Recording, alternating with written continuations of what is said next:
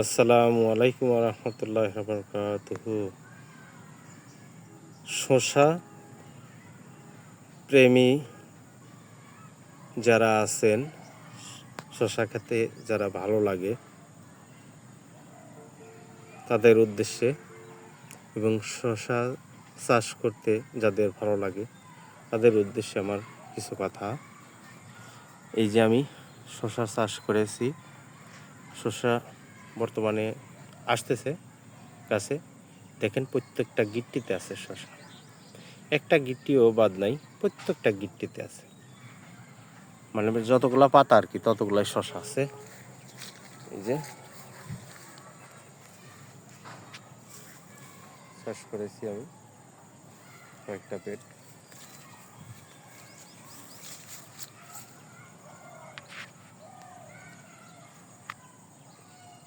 এই যে শসা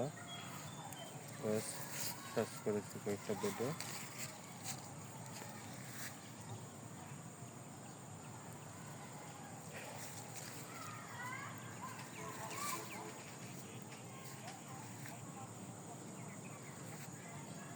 এর মধ্যে আবার কিছু লাল শাক দিয়েছি এবং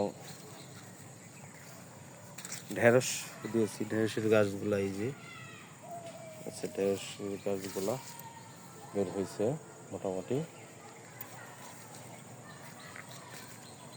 এই যে সাইড দিয়ে ঢেঁড়স দেওয়া আছে,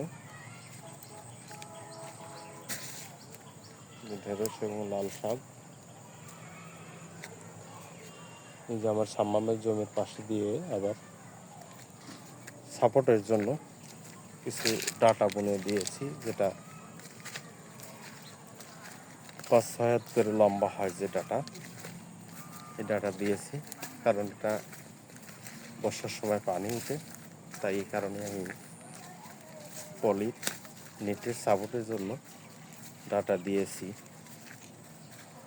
ভালো থাকেন সবাই। আসসালামু আলাইকুম রহমতুল্লাহ বারাকাতুহু।